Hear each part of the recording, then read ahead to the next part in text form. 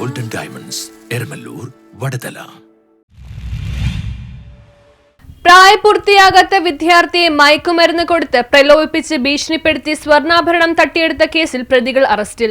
പ്രായപൂർത്തിയാകാത്ത വിദ്യാർത്ഥിയെ മയക്കുമരുന്ന് കൊടുത്ത് പ്രലോഭിപ്പിച്ച് ഭീഷണിപ്പെടുത്തി സ്വർണ്ണാഭരണം തട്ടിയെടുത്ത കേസിൽ പ്രതികൾ അറസ്റ്റിലായി. പള്ളുരുത്തി സ്വദേശിയായ 16 വയസ്സുള്ള വിദ്യാർത്ഥിയുടെ മാതാപിതാക്കളുടെ പരാതിയെ തുടർന്നാണ് പള്ളുരുത്തി പോലീസ് കേസ് രജിസ്റ്റർ ചെയ്തത്. പള്ളുരുത്തി മങ്കാമടലയിൽ താമസിക്കുന്ന യുവാക്കളായ ആൽഫിൻ ആന്റണി 24, റൺഫിൻ ആന്റണി 21 എന്നിവരാണ് പിടിയിലായത്. ഇവർ പ്രായപൂർത്തിയാകാത്ത വിദ്യാർത്ഥിയോട് സൗഹൃദം സ്ഥാപിച്ച് വിദ്യാർത്ഥികൾക്ക് മയക്കുമരുന്ന് കൊടുത്ത് അടിമയാക്കിയ ശേഷം ലഹരി ഉപയോഗിക്കുന്ന കാര്യം മാതാപിതാക്കളെ അറിയിക്കുമെന്ന് പറഞ്ഞ് ഭീഷണിപ്പെടുത്തുകയും പണം കിട്ടുന്നതിന് വേണ്ടി വിദ്യാർത്ഥിയെ ദേഹോപദ്രവം ഏൽപ്പിക്കുകയുമായിരുന്നു. ഇതിനുശേഷം വീട്ടിൽ നിന്ന് സ്വർണം എടുത്തുകൊണ്ടുവരണമെന്ന് പറഞ്ഞ് വിദ്യാർത്ഥിയെ ഭീഷണിപ്പെടുത്തി.